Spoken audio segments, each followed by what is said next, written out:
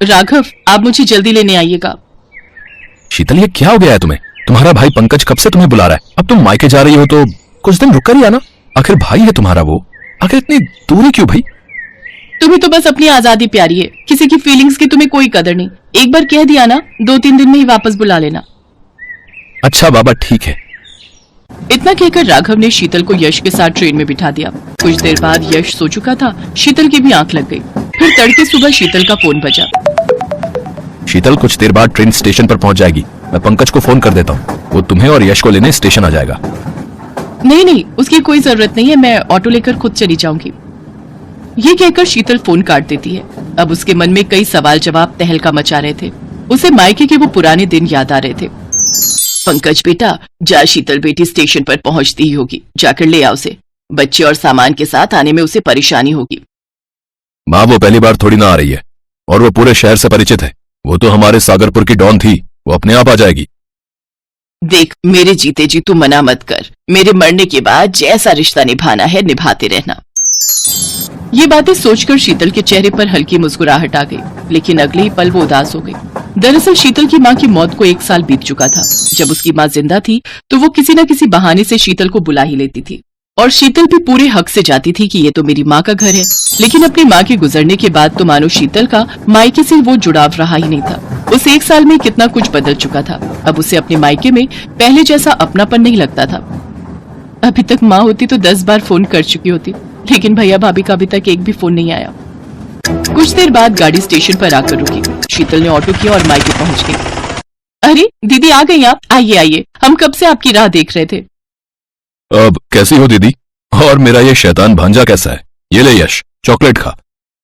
Thank you मामा। दीदी, आप अपना ये सामान गेस्ट रूम में रख दीजिए, आपका बिस्तर भी वहीं लगा हुआ है। नहीं भाभी, मैं माँ के कमरे में ही सो जाऊंगी। अरे लेकिन उसे तो हमने अब स्टोर रूम बना दिया है। वो क्या है ना, घर में एक्स्ट्रा सामान रखने की जगह ही नहीं थी। शीतल को ये जान अच्छा नहीं लगता। वो चुपचाप अपना सामान गेस्ट रूम में ही रख देती है। फिर शाम को वो भाभी का हाथ बटाने किचन में जाती है। यहीं तो रखा था, न जाने कहाँ है। क्या हुआ दीदी, क्या ढूंढ रही हो? भाभी, माँ का वो स्टील वाला डिनर सेट नहीं मिल रहा जिसमें वो अक्सर हमारे आने पर खाना परोसती थी। अच्छा वो, उसे तो मैंने निकाल दिया। वो क्या है ना, रसोई में बहुत भीड़ हो रही थी, इसलिए मैंने सभी बेकार चीजें फेंकवा दी। आप चिंता मत कीजिए, मैंने डिस्पोजेबल ग्लास और प्लेट्स मंगवा ली हैं। उसी में खा लेंगे तो बर्तन धोने का झंझट ही नहीं रहेगा। माँ थी तो वो हमेशा स्टील के बर्तन में ही खाना परोसती थी, लेकिन आज। दीदी, किस सोच में पड़ गई? आप बैठिए, मैं खाना परोस देती हूँ। वो सभी डिनर करने बैठे। डिनर में आज भाभी ने दाल और कद्दू की सब्जी बनाई थी। ये देख शीतल को पुराने दिन याद आते हैं। भाई वाह माँ, आज तो तरह तरह के पकवान बन रहे हैं। बड़ी खातिरदारी हो रही है माँ अपनी बेटी की है। हाँ तो एक ही तो बेटी है मेरी, ना जाने ससुराल में अपनी पसंद का कुछ खा भी पाती होगी या नहीं। ले बेटी खा, और मेरे नाती के लिए मैंने इनके पसंद के नूडल्स और बर्गर भी बनाए हैं। नानी माँ, तुम बहुत अच्छी हो, हमारा कितना ख्याल रखती हो। तभी यश अपनी माँ से, माँ मुझे नहीं खानी ये कद्दू की सब्जी। नानी माँ थी तो वो हमारे लिए कितना अच्छा अच्छा खाना बनाती थी। चुप कर यश, ऐसा नहीं बोलते, जो बनाए हमें वही खाना चाहिए। चलो अब चुपचाप से खाना खाओ। शीतल को मायके आकर रह रहकर अपनी माँ की याद सताती थी। ऐसे 3 दिन बीत गए। 3 दिन अपने मायके में रहने के बाद अगली सुबह शीतल की रवानगी थी। जाने से पहले पंकज एक चाबी लेकर आया और उसने शीतल को दी। ये क्या है भैया? दीदी, ये माँ के कमरे में जो संदूक रखा था उसकी चाबी है। वो शायद उनका सबसे अजीज संदूक था, और माँ मुझसे ज्यादा तुमसे लाड रखती थी, इसलिए मैं और तुम्हारी भाभी चाहते हैं कि इसे आप ही खोलो। लेकिन ऐसा क्यों? क्योंकि दीदी, इस पर आपका अधिकार है। माँ हमेशा कहती थी कि मेरे मरने के बाद ये पूंजी शीतल को देना, वही इसकी कीमत समझ सकती है। इसलिए बेहतर होगा अगर आप ही इसे खोलें। कांपते हाथों से शीतल ने वो बक्सा खोला। उसमें सबसे ऊपर शीतल के पापा का वो खादी वाला कुर्ता पजामा रखा हुआ था, जो कि उनका पसंदीदा था। गायत्री, से संभाल कर रखना, मैं इसे पंकज के जन्मदिन पर पहनूंगा। हाँ। हद करते हो जी, दुनिया इतनी आगे बढ़ चुकी है, वो कोट पैंट और सफारी सूट पहनती है और तुम ये खादी का कुर्ता पहनोगे। दुनिया जो पहनती है पहनने दो भाई, लेकिन मैं तो यही पहनूंगा। हाँ। लेकिन पंकज के जन्मदिन का अरमान मन में दबाए पापा एक दुर्घटना का शिकार हो गए और सब कुछ यहीं छोड़कर चले गए। शायद उस दिन से वो कुर्ता माँ का अजीज हो गया था। उसके नीचे देखा तो भाई के अन्नप्राशन के कपड़े रखे हुए थे। शीतल ने जब और गहराई से देखा तो उसमें एक गुड़िया रखी हुई थी जिससे शीतल बचपन में खूब खेलती थी। कितनी ही ऐसी यादें उस संदूक में कैद थी जो शायद एक माँ के लिए बहुत खास थी। ये सब देख शीतल की आंखों में आंसू आ गए और उसने अपनी भाभी से कहा, भाभी क्या ये संदूक में? हाँ हाँ दीदी, इसकी कीमत आपसे ज्यादा कोई नहीं समझ सकता, आप बेझिझक इसे ले जा सकती हैं। दीदी आती रहना, तुम आती हो तो लगता है माँ आ गई। इस घर को कभी पराया मत समझना, इस घर में तुम्हारा सम्मान हमेशा होगा, ये एक भाई का वादा है। पंकज की ये बात सुनकर शीतल उसके गले लग गई। दोनों के आंसू छलक पड़े। फिर अपनी माँ की तस्वीर को देखते हुए शीतल ने कहा, जा रही हूँ माँ, लेकिन तेरे बगैर माई का क्या होता है आज ये जान लिया। तुम सिर्फ आंखों से दूर हुई हो, लेकिन तुम्हारी मौजूदगी तो माई का शब्द में ही है। तुम्हारी मौजूदगी हमेशा इस घर में और हमारे दिलों में रहेगी माँ।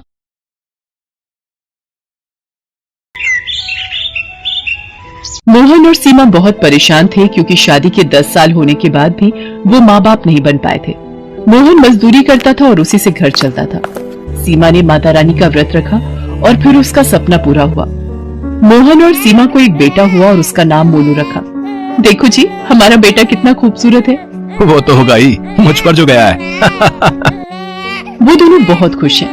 मोहन एक दिन काम से लौटते वक्त मोनू के लिए एक लॉकेट खरीद कर लाया। लॉकेट में मोहन, सीमा और मोनू की प्यारी छवि है। उसने घर लौटने के बाद वो लॉकेट मोनू के गले में पहना दिया और बोला, ये लॉकेट हमारी निशानी है, ये जीवन भर मोनू के पास रहेगा। वो तो ठीक है, पर ये इतना बदमाश है कि पूछो मत, सोता ही नहीं है। अरे सीमा, तुम उसको लोरी सुनाओ ना, लोरी सुनकर सारे बच्चे सो जाते हैं। सीमा लोरी सुनाना शुरू करती है। लल्ला लल्ला लोरी, दूध की कटोरी, दूध में बताशा, मुन्ना करे तमाशा। लल्ला लल्ला लोरी, दूध की कटोरी, दूध में बताशा, मुन्ना करे तमाशा।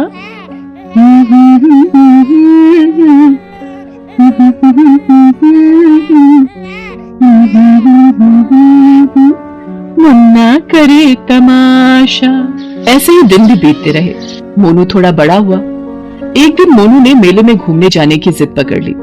दुर्गा माँ के मंडप के पास मेला लगा था। महेश और सीमा मोनू को मेले में लेकर गए, मगर तभी दुर्घटना घटी। मेले में अचानक से आग लग गई। अरे बाप रे, मेले में आग लग गई है, भागो, अरे भागो। सीमा भागो, आग लग गई है। आप मोनू को छोड़िएगा मत। तभी इधर उधर जान बचाने के लिए भागने लगे और फिर वही हुआ जिसका डर था। मोहन से मोनू का हाथ छूट जाता है। मोनू वहीं गिर जाता है। माँ, पापा, बचाओ, कोई मुझे बचाओ। इतने शोर में सीमा और मोहन मोनू को सुन नहीं पाए। भीड़ से दूर जाकर वो मोनू को ढूंढने लगे। अरे मोनू कहाँ गया? मोनू, आपने मेरे मोनू का हाथ छोड़ दिया। अरे इतनी भीड़ में कब और क्या हुआ, कुछ पता ही नहीं चला। ढूंढो उसे।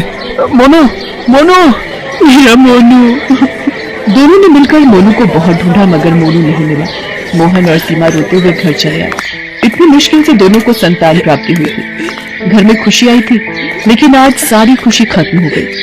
सीमा ने रोते हुए कहा, हे भगवान, हमारे साथ ऐसा क्यों हुआ? हमने किसी का क्या बिगाड़ा है?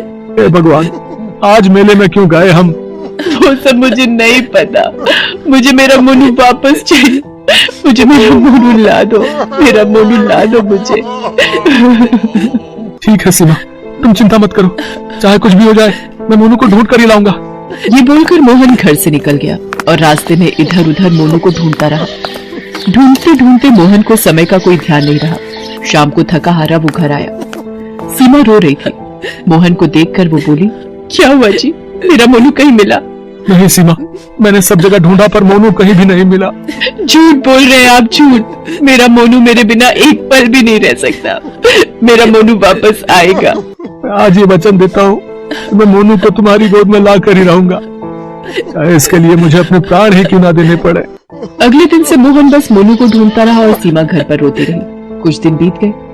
काम पर न जाने की वजह से मोहन का काम भी चला गया और घर पर रो रो कर सीमा पागल सी हो गई। कुछ दिन बाद घर का सारा राशन खत्म हो गया। तब दोनों को मालूम हुआ कि ये ज्यादा दिन नहीं चलेगा। अगर खाना ही ना मिले तो वो मोनू को ढूंढेंगे कैसे? ये सोचकर दोनों ने अमीरों के घर नौकरी शुरू की। उन घरों में मोहन घर की साफ सफाई करने से लेकर कपड़े धोने तक सारा काम करता रहा और सरला उन घरों में खाना बनाने लगी। काम के बाद बचे हुए समय में मोनू की खोज में दोनों बस इधर उधर भागते रहे। देखना सीमा, मोनू एक दिन जरूर मिलेगा। बस उसे एक बार देख लो इन आंखों से, मैं भगवान से दुआ मांगती हूँ। ऐसे ही 25 साल बीत गए मगर मोनू अभी तक नहीं मिला। इतने दिनों में मोहन और सीमा बहुत सारे घरों में काम कर चुके हैं। एक दिन दोनों को खबर मिली कि शहर में एक अभिषेक नाम का आदमी आया है। उसकी उम्र तो बस 30 साल है मगर उसके पास पैसे बहुत हैं और उसको 2 काम करने वालों की जरूरत है। तनख्वाह भी बहुत अच्छी है। मोहन और सीमा उसके पास जाते हैं। मालिक, हमें ये काम दे दीजिए मालिक। हमें काम की बहुत जरूरत है। हाँ, तुम दोनों काम कर पाओगे क्या? इतनी उम्र जो हो गई है। अभिषेक की पत्नी का नाम ऋतु है। ऋतु वहाँ पर आ जाती है और कहती है, ये दोनों बूढ़ा बूढ़ी किसी काम के नहीं, भगा दो इन दोनों को। नहीं नहीं मालकिन, हम बिना कुछ कहे काम करेंगे, बस हमें इस काम के लिए रख लीजिए। ठीक है, रख तो लेंगे, मगर काम के वक्त थोड़ा सा भी नखरा किया तो मुझसे बुरा कोई नहीं होगा। मोहन और सीमा को काम मिल जाता है और दोनों काम पर लग जाते हैं। मोहन घर साफ करता है और सीमा खाना बनाने में लग जाती है।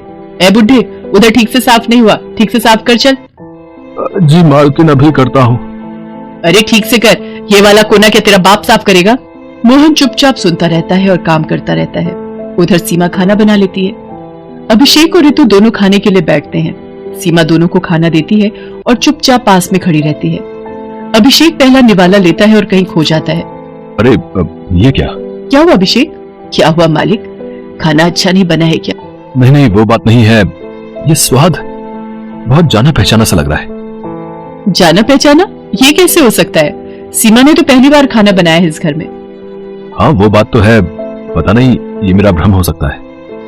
दोनों खाना खा लेते हैं लेकिन तभी मोहन गलती से कांच का बर्तन जमीन पर गिरा देता है और वो टूट जाता है।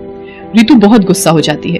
अरे ये क्या कर दिया इस बूढ़े ने, इतना महंगा बर्तन तोड़ दिया। माफ करना मालकिन, गलती हो गई। गलती?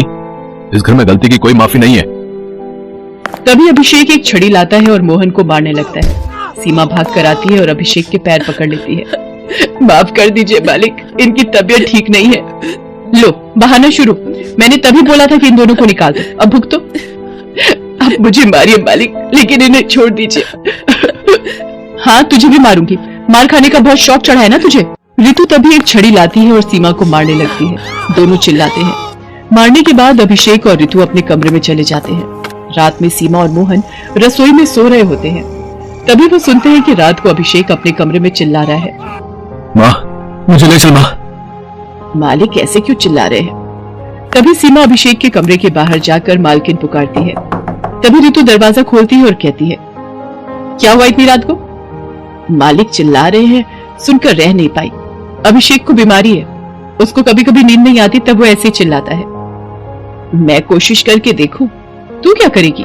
लोरी सुनाऊंगी, लोरी से सभी सो जाते हैं। सीमा अभिषेक के पास जाती है और लोरी सुनाती है। लल्ला लल्ला लोरी, दूध की कटोरी, दूध में बताशा, मुन्ना करे तमाशा। लल्ला लल्ला लोरी, दूध की कटोरी, दूध में बताशा, मुन्ना करे तमाशा।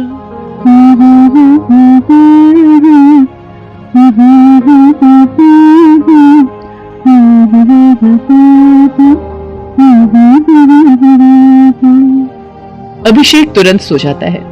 ऋतु को आश्चर्य होता है, लेकिन सुबह अभिषेक ऑफिस के लिए निकलता है। उसके ऑफिस में आज एक जरूरी मीटिंग है, इसलिए वो हड़बड़ी में घर से निकलता है और बिना इधर उधर देखे रास्ता पार करता है। पर तभी रास्ते में गाड़ी आकर उसे धक्का मार देती है और वो जमीन पर गिरकर तड़पने लगता है। ऋतु, सीमा और मोहन दौड़कर उसके पास जाते हैं। तीनों मिलकर अभिषेक को उठाने की कोशिश करते हैं और तभी मोहन और सीमा देखते हैं कि अभिषेक के गले में एक लॉकेट है। ये वही लॉकेट है जिसे मोहन ने मोनू के गले में पहनाया था। मोहन और सीमा उस लॉकेट को देखकर चौंक जाते हैं। अरे ये लॉकेट मालिक के पास कैसे आया? ये लॉकेट तो अभिषेक के पास बचपन से है। वो अनाथ है, किसी मेले में खो गया था। अभिषेक से ही सुना है मैंने। मेले में आग लगने के कारण दौड़ते हुए वो गिर गया था और उसके पापा से उसका हाथ छूट गया था। फिर सब कुछ खत्म होने के बाद जब वो मेले के पास बैठकर रो रहा था, तब किसी अनाथ आश्रम के मालिक ने उसे देखा और उसे अपने साथ लेकर गए। अभिषेक ने अनाथ आश्रम में रहकर ही पढ़ाई पूरी की और नौकरी करने बाहर चला गया। बचपन से ये लॉकेट उसके पास है। ये सुनकर मोहन और सीमा की आंखों में आंसू आ जाते हैं। असल में ये वही लॉकेट है जो मोहन ने मोनू के गले में पहनाया था। अभिषेक असल में उनका मोनू है। वो तुरंत मोनू को उठाकर दुर्गा माँ के मंदिर में ले जाते हैं और माँ से प्रार्थना करते हैं, हे माँ, मेरा बच्चा 25 साल पहले खो गया था। इतना ढूंढने के बाद आज वो मिला है हमें। उसको फिर से हमसे अलग मत करना माँ। तभी दुर्गा माँ प्रकट होती है और अभिषेक यानी मोनू को ठीक कर देती है। मोनू को सब कुछ पता चलता है और फिर वो सब समझ जाता है कि क्यों सीमा का बनाया हुआ खाना जाना पहचाना लग रहा था, क्यों सीमा की लोरी सुनकर वो सो गया था। वो मोहन और सीमा पर किए गए अत्याचार की भी माफी मांगता है। माँ, पापा, मुझे माफ कर दो। मैंने आप दोनों पर बहुत अत्याचार किए हैं। मैं उस बात के लिए शर्मिंदा हूँ। मुझे माफ कर दो। चुप कर बेटा, माँ बाप से कोई माफी मांगता है क्या? ये बोलकर मोहन और सीमा अपने बेटे को गले लगा लेते हैं। ऋतु भी माफी मांगती है। अंत में सभी एक साथ हो जाते हैं और